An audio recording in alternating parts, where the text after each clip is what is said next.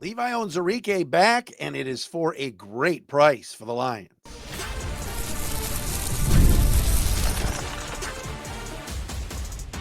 You are Locked On Lions, your daily Detroit Lions podcast. Part of the Locked On Podcast Network, your team every day. Sup? What's going on, everybody? Matt Derry with you. This is Locked On Lions on the Locked On Podcast Network, your team every day. Today is Wednesday, March 12th into Thursday, March 13th. Thank you for making us your first listen. Thank you for those of you that check us out wherever you get your podcast. That includes on our Locked On Lions YouTube channel. The great John Butchko, the proprietor of Locked On Jets, is going to join us later on in the podcast to discuss the D.J.Reed signing for the Lions and the last 3 years as he was a cornerback for the Jets, what he looked like, what John thinks of him. He will join us coming up momentarily here on the podcast. Also today, we got a lot of Lions news to break, to go over. Levi Onwuzurike is back. Craig Reynolds is apparently going to be back. He's here, he's there, he's every effing where. Roy Lopez is now a Lion. Grant Stuard, he of the flowing locks, he's got longer hair in the back than Alex Anzalone. New Lions linebacker is coming. A lot to get to today right here on Locked On Lions. We appreciate our everydayers that are out there watching and listening daily on the to the podcast. Those of you that have put in some submissions for our call of the day, we will play the best one tomorrow. If you want to be our call of the day, go to speakpipe.com/Derry podcast page. That's DERY podcast page. Please put your submission in. Leave a voicemail on the SpeakPipe page. Keep it about a minute or so. We'll play the best one tomorrow. We've got some submissions already in, and we thank all of you for that. All right, so just as I was about to record today, it's about 4:30. News broke in, and I got to be honest, folks. This is an absolute steal. Levi Onwuzurike is coming back to the Lions on a 1-year deal. And he's only going to get paid $5.5 million. Wow. Levi's off a really good season. Yes, there's a lot of injury history. Yes, he missed an entire season. Yes, there's all of that. But what is very, very interesting, and I'll just put this in perspective and we'll use Pro Football Focus as the gauge, our friends at PFF. Javon Kinlaw, all right, who played the last couple of years for the played last year for the Jets, started his career with the Niners, was kind of deemed a disappointment as a player. Javon Kinlaw this past season had a Pro Football Focus grade of 53.4. The year before that, 53.8. He's another defensive tackle similar to Levi Onwuzurike. All right. 53.4 grade this season. He just got 3 years and $45 million from the Washington Commanders. He's 27 years of age. He has played 5 NFL seasons. Levi Onwuzurike has played 3 NFL seasons, is also 27 years of age, missed the entire 22 season. Levi Onwuzurike's PFF grade this season, 70.2. 17 points higher than Javon Kinlaw, who just got $15 million a year for 3 years. And yes, I get it. Kinlaw's been more durable. Levi's had the injury problems, but nobody wanted to touch Onwuzurike. So the Lions get him back at a position that they need for $10 million less a season. And they get him on a 1-year deal. So now he's motivated again to prove himself. I think this is great. I love this. If Onwuzurike gets hurt again, he gets hurt again. But they're not doing a multi-year deal with him. They're giving him a 1-year deal, and they're paying him nothing. $5.5 million. Now, some of you are going to say, well, wait a minute. They're paying Davenport $4.5. So they're spending $10 million on 2 guys that can't stay healthy? Uh-huh. Yeah. But they're both on 1-year contracts. Have you seen some of the other deals that are going around? How much money? Justin Fields is getting $20 million a year. He cannot throw a forward pass.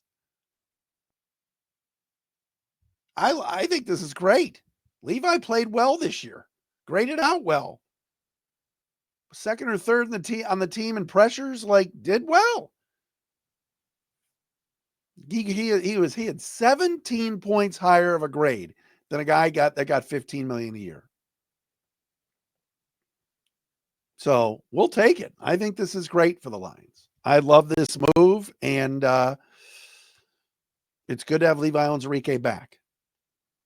In case you missed it yesterday, and this happened after we were broadcasted the Tuesday show, the Lions have signed Roy Lopez to a 1-year, $4.5 million deal. He comes over from the Arizona Cardinals, also 27 years of age. Defensive tackle, 6'2", 318 pounds. And some say this is one of the better locker room guys in the league. Former 6th-round pick of the Texans, played a couple years in Arizona, in Houston, last couple of years in Arizona with the Cardinals, last 2 years to be exact. If you want to play the PFF game and get geeky, he graded out at a 55 last year, 54.9, with a pass rush grade of 67.4. There are some people on the internet and on social media and on the Bird app putting out there that, oh, Roy Lopez had a pass rush grade in the 70s. No, he did not. I'm looking at the numbers right in front of me. His pass rush grade last season was 67.4. I've seen 2 different people say, yeah, this guy's a great pass rusher, 75 point. No, it was 67.4 this past season. He is graded out 54.9, 65.4, 53.1, and 55.7 the last 4 years. As we know, 55 grades in the 50s and 60s are very average. If you grade in the 70s and 80s, you're good, and obviously 90 grades are unbelievable. I like this pickup. I'm not going to sit here and tell you that Roy Lopez is going to be some savior. This is a rotational piece that everybody needs to pump the brakes on. Yes, he's going to fit great in the locker room. Yes, everybody says he's an awesome guy. The Cardinals did some cool documentary about him, and he's born in Arizona, went to University of Arizona, all these things. Might be the greatest locker room guy ever. All right, fantastic. If Roy Lopez was really good, the Cardinals would have kept him. He's fine. He's a rotational piece. He'll take the place of a Kyle Pecco type from last year. But we now know going into next year, Aleem McNeil, D.J.Reed, and Levi Onwuzurike are going to be your top defensive tackles. Lopez will be in the mix, and the Lions, who knows, could be drafting a defensive tackle or an edge rusher. We'll have to wait and see. But everybody says Lopez is a great teammate. That's awesome. But I'm not going to sit here and tell you, I've watched the film. He's so unbelievable in the 3 technique spot. He's an average football player that fits the mold of what Dan Campbell and the guys are looking for. Great motor, works hard, and hopefully the Lions get a guy that's motivated and on a 1-year deal that plays his best football. I'm more excited about Onwuzurike than Lopez. He's here, he's there, he's every effing where, Roy Lopez. That is a Roy Kent reference for those of you that don't know Ted Lasso. So anytime we talk about Roy Lopez, just because his name is Roy, I'm going to say he's here, he's there, he's every effing where. So bear with me. Dave Burkett is reporting. This just broke, and I want to make sure I get this right. From Dave Burkett of the Free Press. Hang on. Because this is very important because we love this man. The Lions did not tender a restricted free agent or an RFA contract to running back Craig Reynolds, but Reynolds is expected to sign a 1-year deal to stay in Detroit, similar to what Miles Adams did. Come on, Craig. You got to bring Craig back. Come on. Craig Reynolds, remember when Craig Reynolds got cut a couple of years ago and we were crying on this show? Apparently Craig Reynolds not offered an original restricted contract, but will get probably a 1-year deal to stay with the Lions. So that's good news. We love Craig Reynolds.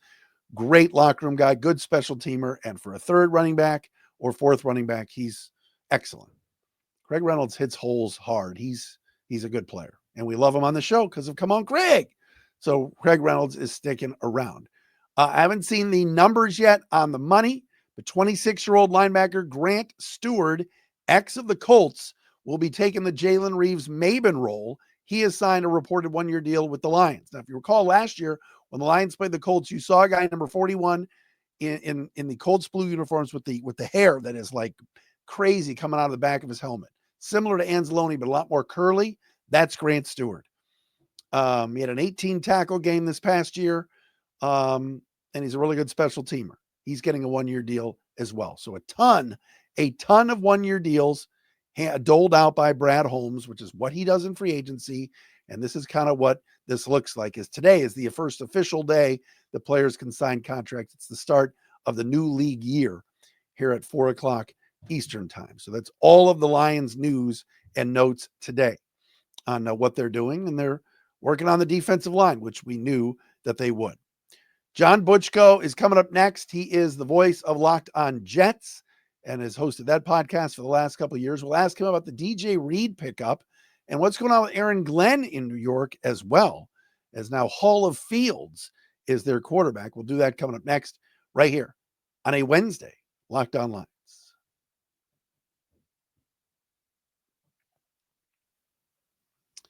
And Locked On Lions is sponsored by Betterhelp. Taking care of your mental health can feel like a big investment, but it's just as important as taking care of your body.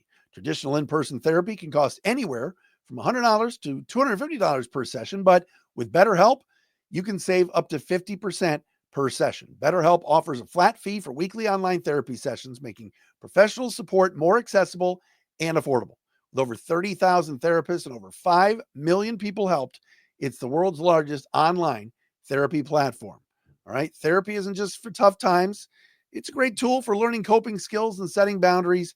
I talk to my therapist once every 2 weeks, and it definitely helps me. Your well-being is worth it. Visit betterhelp.com/lockedon today to get 10% off your first month. That's BetterHelp, HELP.com/lockedon.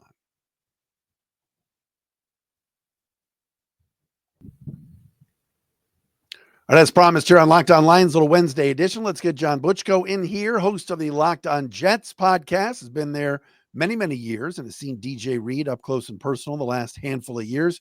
Joins us today. John, great to see you, bud. Matt, great to be here. How you been? What's the talk up in New York? How's the Aaron Glenn era so far? Well, it's been interesting. We're obviously very early in his tenure. We haven't played a game yet. So I think, when you're in this stage, there's always a lot of optimism. We're still very early in free agency. I've liked what I've seen, though. I like the way they handled the Aaron Rodgers situation, because if you've probably been watching from afar, the Jets have been very focused the last couple of years, I think, on media reaction to moves. And I think that a lot of what they've done has been driven by trying to win headlines in New York and nationally.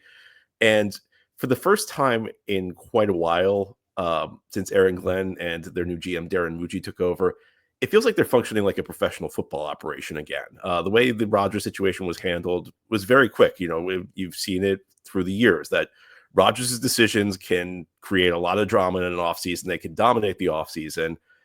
What Aaron Glenn did, Aaron Glenn came in and made a very quick decision. I think it was handled very professionally. I think it was very respectful of Rodgers, and the Jets moved forward. It was the best move for the franchise. I mean, I think it was very difficult to justify bringing back Rodgers next season at $37.5 million. And that also would entail a $63 million dead money hit in 2026. So, it's still very early. It's difficult to have a good read. But at this point, I've been impressed by the way he's handled things. All right, so D.J.Reed comes to Detroit. Carlton Davis leaves, heads to New England, and right away the Lions pounce on Reed, the former Jet. What was your reaction to 3 years and $48 million for DJ, and how good of a football player is he? My reaction was I wish the Jets gave him that deal because DJ Reed's a very good player. He's one of the best Jets free agent signings in recent memory. They got him 3 years ago from Seattle, and I was thinking this through. I really can't remember a Jets free agent signing in the 21st century that worked out better than the Jets signing DJ Reed from Seattle. I mean, to find a better free agent signing, I actually had to go back to 1998, which is when the offseason when the Jets signed Curtis Martin and Kevin Mawai. And they were both better, but they're both in the Hall of Fame.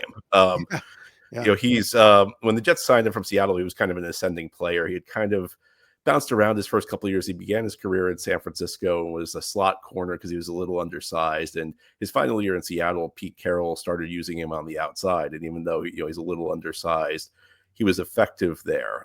He's a guy who's very sticky in coverage, guy who's pretty athletic, but a guy who plays bigger than his size. And he's kind of flown under the radar because the Jets have had Sauce Gardner the last couple of years, and in two of his 3 years in the NFL, Sauce Gardner has been a first-team All-Pro. But I mean, I think D.J.Reed for most of his Jets career played at the level of number one corner.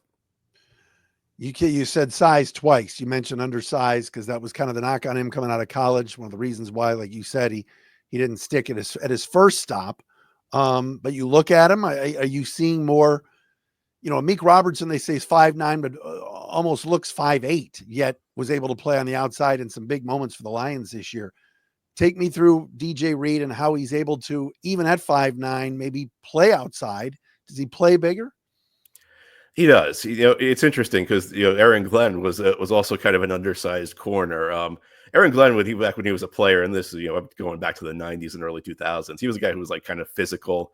Reed's not so much physical; it's just he kind of relies on his athleticism. He's very fast. He can be very sudden in his movements, and he can get up in the air. I mean, there were maybe like one or two moments where like he was up against a receiver who was like maybe 6'4", 6'5", and he couldn't jump that high. But yeah, I think his athleticism really makes up for that. And I think that's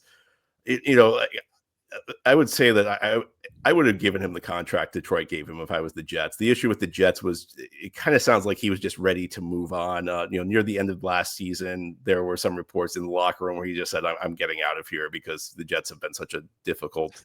It's been such a difficult time in the Jets locker room. I think he wanted to go to a winning team, but yeah, that's the best way you can put it is he definitely plays bigger than his size, and the way I always view it is if you lack one attribute, your other attributes have to be better to make up for it. So D.J.Reed isn't that big, but he uses his athleticism to kind of make up for the lack of size. John Butchko with us, host of Locked On Jets, talking a little D.J.Reed. Strengths, weaknesses, when you look at his game, how much better has he gotten over the last couple of years, and maybe others some things that are you concerned about when you watch him? Yeah, he did struggle. The one receiver he struggled against was Jalen Waddle when the Jets played the Miami Dolphins. So I think maybe against he's fast, but against like this super turbocharged type receivers, he struggles a little bit. But other than that, I mean, I don't think there are a ton of weaknesses to his game. He's a guy who's very well rounded, who's held up well against all types of wide receivers. I do think the one concern that I've had, which I did mention on Locked On Jets, and really the only reservation I would have about paying him at this point is, he is approaching 30, and he is a corner who is dependent on that athleticism because that's what he uses to make up for the lack of size. And athleticism-based players sometimes don't have the most graceful aging curves. Reed had a good season though in 2024.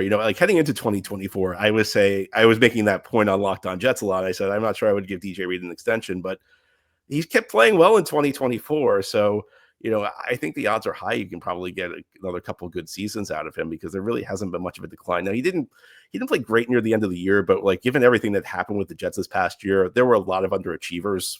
So one of the things I've been saying is that I think that you kind of have to give some guys a pass because I think there were some guys who just kind of got who just kind of got caught in the undertow of the Jets' dysfunction. And Reed had a good season. So, I mean, Reed had maybe a rough month of December, but that came after what was a very good season. There were a lot of Jets fans talking during the 2024 season, which was a down season for Sauce Gardner, that, Reed essentially had become the number one corner at that point. Wow. So, yeah. So I think that, the big concern I think would be just how does he age as he gets to 30, how gracefully will that curve go? But I think he's a really good corner. If you've listened to any random episode of Locked On Jets the last 3 years, odds are high you'll be hearing me praise D.J.Reed. He's because of Sauce Gardner, and also the Jets have a good slot corner, Michael Carter II. He's kind of flown under the radar. I think a lot of people don't realize how good he is. Man coverage zone. What have the Jets been doing over the last couple of years? How good is Reed in man? Because as we know, and I know Aaron Glenn's not with you, but he had been kind of getting Kelvin Shepard ready, the linebackers coach, to be the defensive coordinator. I don't think their Lions are gonna change how they play. They're gonna play a lot of man. Is that something D.J. Reed's okay with? Yeah, that I guess that would be another question because the Jets, the defense the Jets ran under Robert Saleh and Jeff Ulbrich, very different from the defense Aaron Glenn runs. The Jets did not blitz a lot. Jets typically under Saleh were one of the lowest rated, one of the lowest blitzing teams in the league. There was a lot of zone coverage, but they did blitz on third down. I mean, there were some key downs where they came out, they came with heat and they manned up.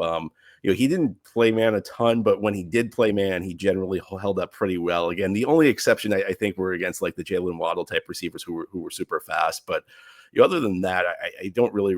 He didn't really have any problems. Now, I think there is a question. When you increase his diet of man coverage, how will that change things? He is very instinctual. He explodes. He reads plays very well in zone coverage and explodes to the ball. But I didn't notice any real issues playing man. I think that, I feel like he's a guy who can play both effectively. Couple more questions for John Butchko. We'll do that coming up next, including why hasn't Aaron Glenn poached more players from Detroit? We want to ask John that question. We'll do that coming up next here on a Wednesday edition of Locked On Lions.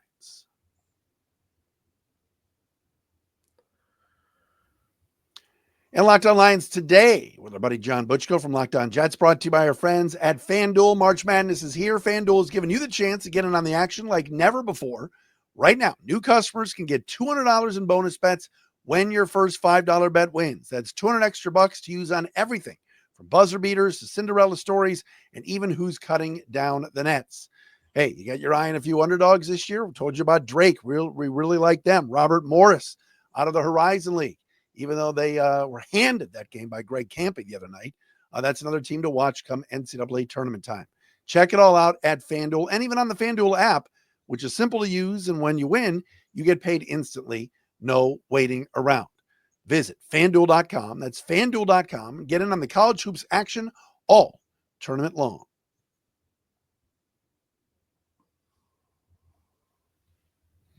Our guy, John Butchko, does a great job on Locked On Jets, is joining me today here on the podcast, talking a little D.J.Reed.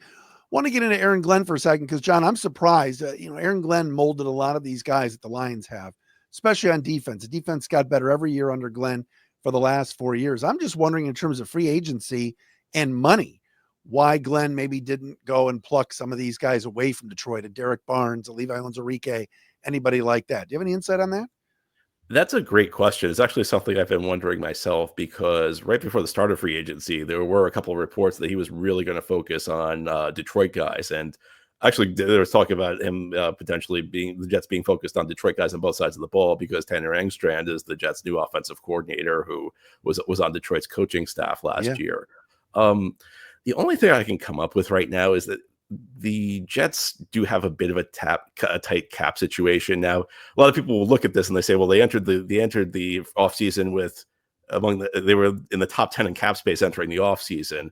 The thing about that is it's not just about the amount of cap space you have, it's also about your needs. The Jets needed a quarterback.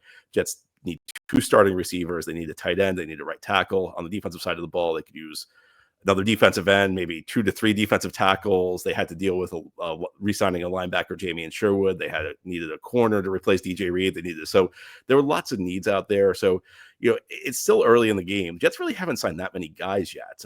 At the time we're recording this, I think the Jets have only signed 4 players and only 3 of them are projected to be starters at this point.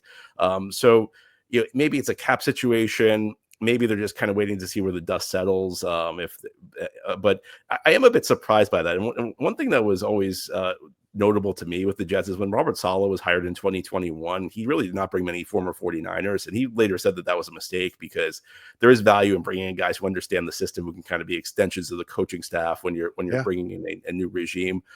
So it's tough to say. I mean, I think part of it's probably salary cap based. Part of it might be they might see if there are some lower level guys out there who, maybe come in as depth players who can help in that role. But that's been a question of mine. I'll be honest with you. So I'm not entirely sure. You mentioned before about needs.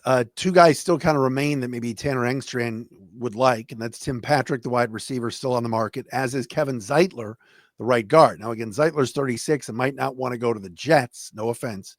But would right guard and receiver be something that they still need? They absolutely need a receiver. Right now they have Garrett Wilson and they don't have a lot behind him. Allen Lazard is still on the team. And I'm actually starting to get nervous that maybe Alan Lazard's going to continue to be on the team. It was a really bad signing 2 years ago. He'll follow his buddy wherever his buddy lands. Yeah, Probably. well, that's I on the this got a lot of Jets fans angry when I said this, but 2 years ago when the Jets signed Lazard to an $11 million contract, I referred to Alan Lazard as the Aaron Rodgers tax. That this is just part of the price of having Aaron Rodgers on the team, Yes. and it was not worth it for the Jets. But after you get past Lazard, I mean, you're dealing with Xavier Gipson, who's undrafted free agent signing a couple of years ago, and look, for a guy who was an undrafted free agent signing to be on an NFL roster for a couple of years is not bad, but he really hasn't amounted to much. You also have Malachi Corley, a third-round pick from a year ago, who's a total project. So wide receiver is a spot of need. Guard is not an area the Jets need, but I'll qualify that statement. They have two solid guards in John Simpson and Elijah Vera Tucker. The question is, what do they do with Vera Tucker? Because the Jets do have a big need at right tackle right now.